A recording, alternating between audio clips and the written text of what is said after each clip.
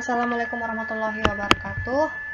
Kami dari kelompok 5 akan membahas mengenai pembelajaran neuroscience, yang dimana pemateri pertama akan membahas mengenai pengertian dan tujuan yang dibawakan oleh Irawati Dwi Tami. Materi kedua akan dijelaskan oleh Saudari Nur Syifa Aisyah Salsabila yang mencakup mengenai sejarah, konsep, dan belajar dalam konteks neuroscience. Materi selanjutnya mengenai ruang lingkup dan perluasan wilayah kajian yang dijelaskan oleh Saudara Nur Ihsan. Materi selanjutnya akan dijelaskan oleh Saudara Muhaiminul Akram mengenai neuroscience dalam PAUD dan ilmu saraf pendidikan, dan materi terakhir mengenai kelebihan dan kelemahan neuroscience beserta kesimpulan yang akan dibawakan oleh Saudari Nur Syahirah. Oke, langsung saja pengertian neuroscience. Neuroscience secara etimologi adalah ilmu neural atau neural science yang mempelajari sistem saraf, terutama mempelajari neuron atau sel syaraf dengan pendekatan multidisipliner. Secara terminologi, neuroscience merupakan bidang ilmu yang mengkhususkan pada studi saintifik terhadap sistem saraf. Sedangkan tujuan dari neuroscience adalah menjelaskan perilaku manusia dari sudut pandang aktivitas yang terjadi di dalam otaknya. Materi selanjutnya akan dijelaskan oleh Nur Syifa Aisyah Salsabila. Saya akan melanjutkan pemaparan dari pemateri sebelumnya. Sejarah neuroscience. Sejak awal kesadaran manusia, orang-orang telah tertarik untuk memahami dasar perilaku manusia. Filsuf Yunani kuno Aristoteles dan orang-orang Mesir kuno percaya bahwa hati adalah sumber kesadaran. Sekitar tahun 1700 sebelum Masehi, Papirus Edwin Smith mengetahui bahwa otak mengendalikan gerakan, akan tetapi mereka tidak mengetahui bagaimana cara mengobati kerusakan otak yang menyebabkan gangguan gerak. Pada abad kedua sebelum Masehi, tabib Romawi Galen percaya bahwa fungsi dan temperamen tubuh seseorang dikendalikan oleh otak, dan menyimpulkan bahwa sumsum tulang belakang adalah perpanjangan dari otak. Kemudian pada abad ke-17, Thomas Willis menerbitkan buku yang berisi penggunaan pertama kata neurologi dalam studi tentang gangguan sistem saraf. Dalam beberapa ratus tahun terakhir, neuron ditemukan, bedah saraf mulai dilakukan, dan jurnal penelitian ilmu saraf didirikan. Pada abad ke-20, teknik-teknik seperti MRI, NMR, dan PET mulai dikembangkan. Konsep neuroscience. Neuroscience mempelajari mengenai otak dan seluruh fungsi saraf. Belakangan ini telah berkembang menjadi neuropsikiatri dan neurobehavior, atau penggabungan antara perilaku dan fungsi otak. Neuroscience mempelajari seluruh proses berpikir terkait ilmu pengetahuan, perilaku, dan attitude yang sangat luas cakupannya. Neuroscience juga menelaah penyakit pada otak dengan berbagai macam bentuk. Belajar dalam konteks neuroscience. Pada dasarnya, belajar adalah pembentukan hubungan-hubungan baru antara neuron. Kini terjadi kompleksitas peningkatan cabang-cabang dendrit dalam otak. Oleh sebab itu, belajar dalam teori neuroscience sangat dipengaruhi oleh kesiapan dalam belajar dan lingkungan belajar itu sendiri. Selanjutnya saya persilahkan kepada Saudara Nur Ihsan. Kali ini saya akan menjelaskan tentang ruang lingkup neuroscience. Neuroscience mempelajari manusia secara utuh, atau sains yang mempelajari manusia secara interdisipliner. Neuroscience memiliki beberapa dimensi antara lain. Yang pertama, seluler molekuler. Yang kedua, sistem saraf. Yang ketiga, neuroscience perilaku. Yang keempat, neuroscience sosial atau social science.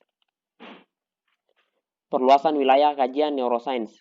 INS, Indonesia Neuroscience Society, memetakan cakupan kajian neuroscience sebagai berikut. Yang pertama, clinical neuroscience. Yang kedua, educational neuroscience. Yang ketiga, cognitive neuroscience. Yang keempat, social and cultural. Yang kelima, developmental neuroscience. Yang keenam, neuroscience and spirituality. perluasan wilayah kajian neuroscience, yaitu cellular and molecular neuroscience, nutritional neuroscience, neurotica and criminal neuroscience, drugs addiction and neuroscience, psikoneuroimmunologi, dan neuroscience computational neurobiometric and neuroengineering. Sebagai pemateri selanjutnya, saya akan membahas sedikit tentang neuroscience dalam pembelajaran anak usia dini dan menuju neuroscience dalam pendidikan. Pada neuroscience dalam pembelajaran anak usia dini atau yang disingkat dengan PAUD, sejak dipublikasikannya temuan-temuan di bidang neuroscience, khususnya fakta mengenai otak anak, pertumbuhan PAUD di Indonesia berkembang pesat. Terlebih lagi, temuan di bidang neuroscience tersebut turut mengantarkan pada para psikolog pada kesimpulan bahwa usia dini 0-6 tahun merupakan usia emas atau yang disebut dengan Gold Age. Dalam hal ini, seorang psikolog terkemuka Howard Gardner menyatakan bahwa anak-anak pada usia 5 tahun pertama selalu diwarnai dengan keberhasilan dalam belajar mengenai segala hal. Senada dengan Gardner, Deborah Stibek dalam Adiwigunawan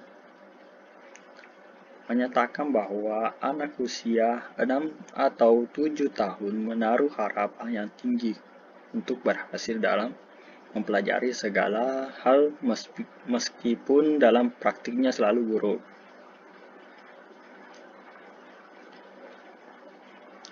Selanjutnya menuju neuroscience pendidikan atau ilmu syaraf pendidikan. Robert Silver, seorang profesor di bidang pendidikan dari University of Oregon, menyatakan bahwa selama berabad-abad guru, orang tua maupun orang dewasa umumnya membesarkan anak-anak mereka tanpa pengetahuan sedikit pun tentang neurobiologi. Akibatnya, guru dan orang tua membesarkan anak mereka sesuai dengan cita-cita orang tua atau guru. Hal ini sesuai dengan pernyataan Harlock yang menyatakan bahwa anak pertama cenderung meneruskan cita-cita orang tuanya. Misalnya ketika orang tuanya bercita-cita jadi dokter, tetapi gagal. Ia berharap bahwa anaknya harus meneruskan cita-cita tersebut. Di sisi lain, banyak anak-anak yang belajar secara buruk karena hanya untuk menyenangkan guru atau orang tuanya. Hal ini juga bahwa ketidaktahuan orang tua dan guru terhadap ilmu otak anak atau yang disebut neurobiologi telah menyebabkan kesalahan dalam pendidikan anak usia dini. Akibatnya, potensi alamiah tidak dapat berkembang dengan baik. Oleh karena itu, sudah selayaknya guru dan orang tua memahami kerja dan perkembangan alamiah otak pada anak-anak. Pengetahuan ini, guru dan orang tua dapat memberikan usaha untuk merangsang perkembangan otak anak sehingga berfungsi alamiah, tumbuh dan berkembang. Baiklah, saya sebagai pemateri terakhir, sebelum saya membawakan materi yang akan saya sampaikan pada kesempatan kali ini, Winarno pernah mengungkapkan bahwa sebagai suatu teori pembelajaran berbasis kemampuan otak atau neuroscience, tentu saja memiliki kelebihan dan kekurangan masing-masing. Untuk itu, pada kesempatan kali ini saya akan membawakan materi mengenai kelebihan pembelajaran neuroscience. Nah, yang pertama yaitu memberikan suatu pemikiran baru tentang bagaimana otak manusia bekerja. Kemudian yang kedua, memperhatikan kerja ilmiah otak si pembelajar dalam proses pembelajaran. Kemudian yang ketiga yaitu menciptakan iklim pembelajaran di mana pembelajar itu dihormati dan didukung. Kemudian yang keempat, menghindari terjadinya pemforsiran terhadap kerja otak. Yang terakhir, dapat menggunakan berbagai model-model pembelajaran dalam mengaplikasikan teori ini. Dianjurkan untuk memvariasikan model-model pembelajaran tersebut supaya potensi pembelajar dapat dibangun. Kemudian saya masuk pada kelemahan pembelajaran neuroscience. Yang pertama yaitu tenaga kependidikan di Indonesia itu belum sepenuhnya mengetahui tentang teori neuroscience ini, karena pembelajaran neuroscience ini merupakan suatu teori pembelajaran baru. Kemudian yang kedua yaitu memerlukan waktu yang tidak sedikit untuk memahami bagaimana otak kita bekerja.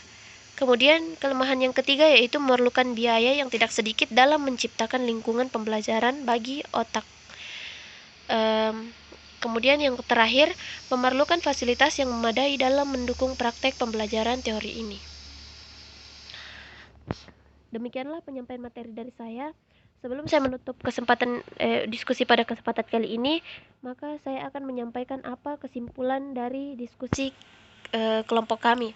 Yang pertama yaitu neuroscience merupakan bidang kajian mengenai kesadaran dan kepekaan otak dari segi biologi, persepsi, ingatan, dan keterkaitannya terhadap pembelajaran.